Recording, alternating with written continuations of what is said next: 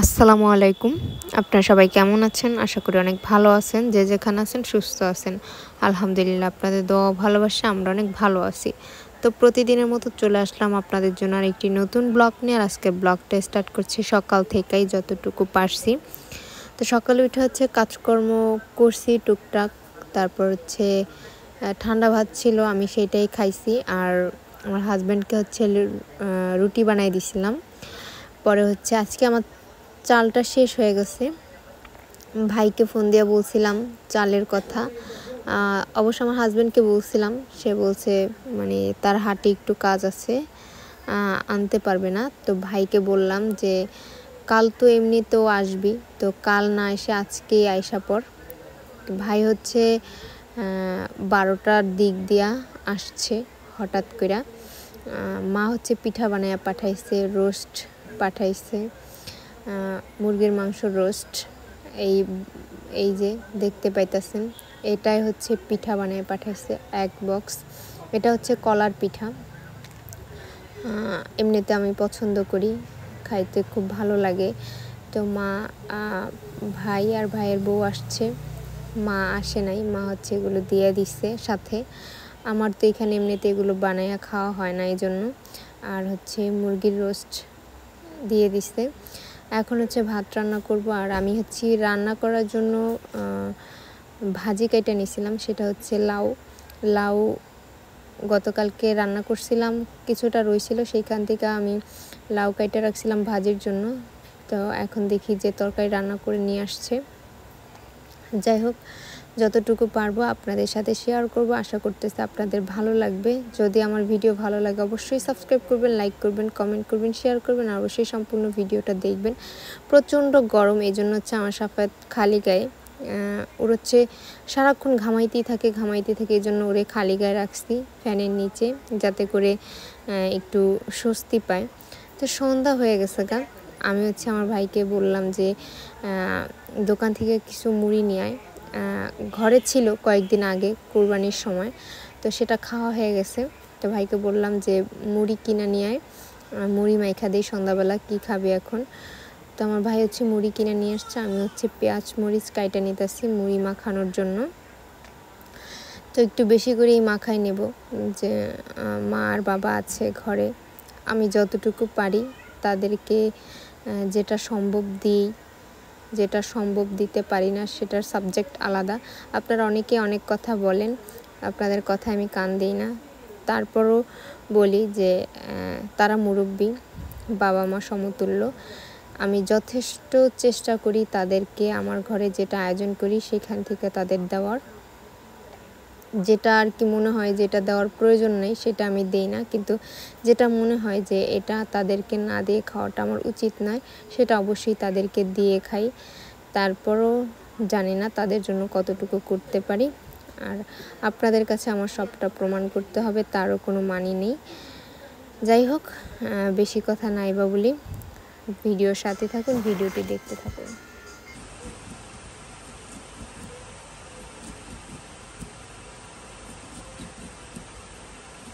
এটা কাকার বুকে যে সময় দেওয়ার দরকার সেই কারণে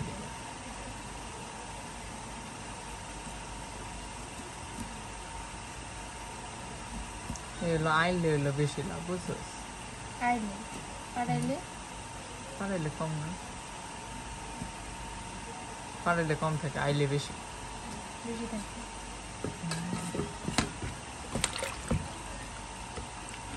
পাড়াইলে 20 টাকা করে রেখে দেওয়া, বুঝছ না?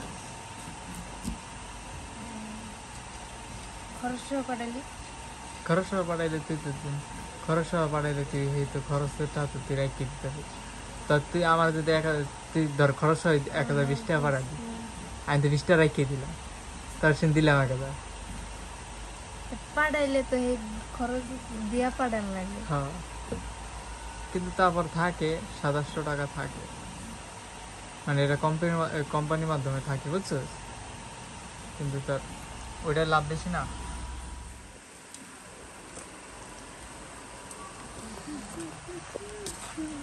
খাবি চানাচুর দেবো না? খাবি আমি তোমার চা খেতে না।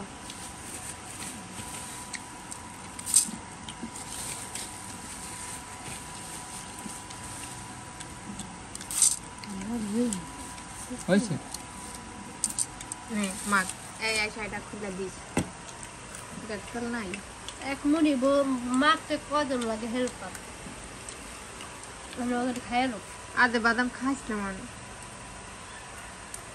মাখ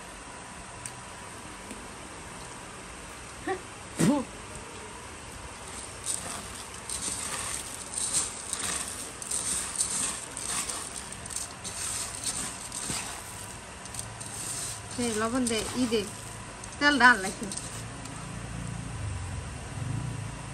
মানতে শুনি তাহলে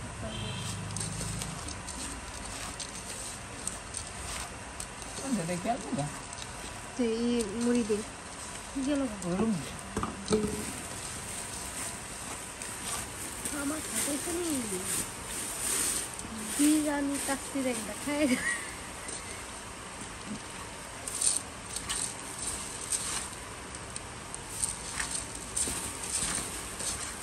হয়েছে এই দিম না কটা আমার শ্বশুর শাশুড়িকে হয়েছে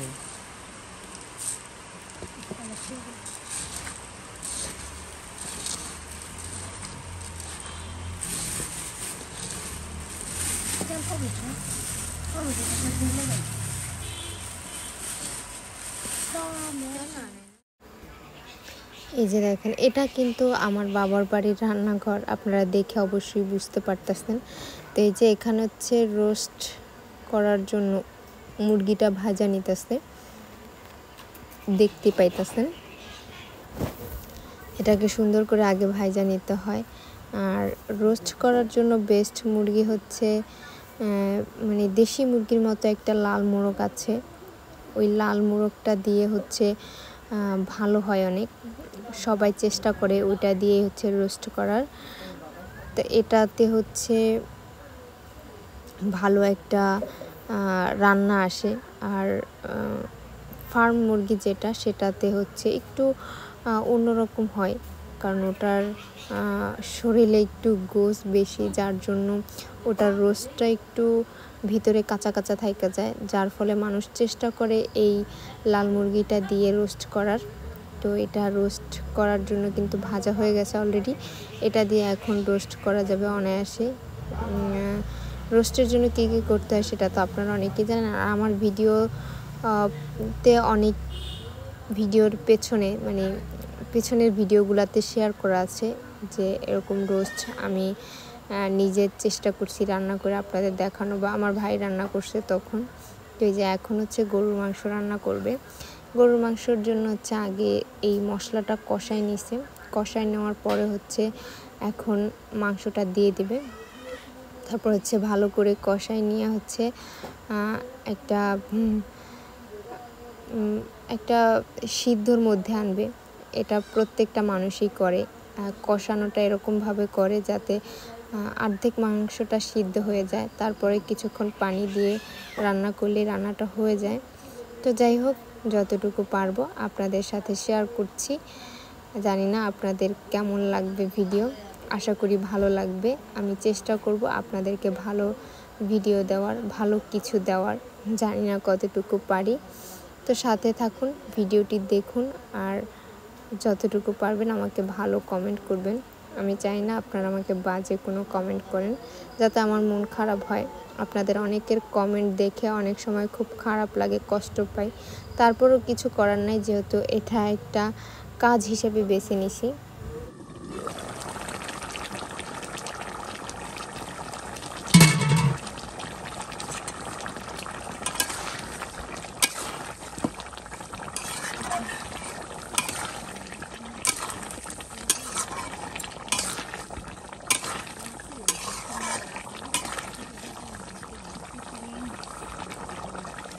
তরকারিটা কিন্তু অনেকটা কষানো হয়ে গেছে এই জন্য হচ্ছে আমি আলুটা দিয়ে দিতেছি আলু না দিলে হয় না আসলে আমি আলুটা ছোটোবেলা থেকে খুব বেশি পছন্দ করি যার কারণে আলুটা খাওয়া হয় তাছাড়া এখন হচ্ছে তরকারিতে বেশিরভাগ আলুটা দেওয়া হয় ছেলের জন্য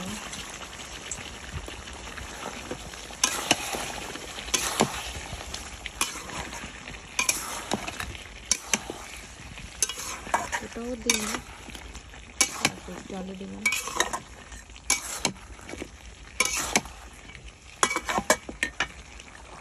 তরকারিটা কিন্তু প্রায় হয়ে আসছে। এখন একটু জিরা খাতে দিয়ে দেবো। হচ্ছে জিরা গুঁড়ো।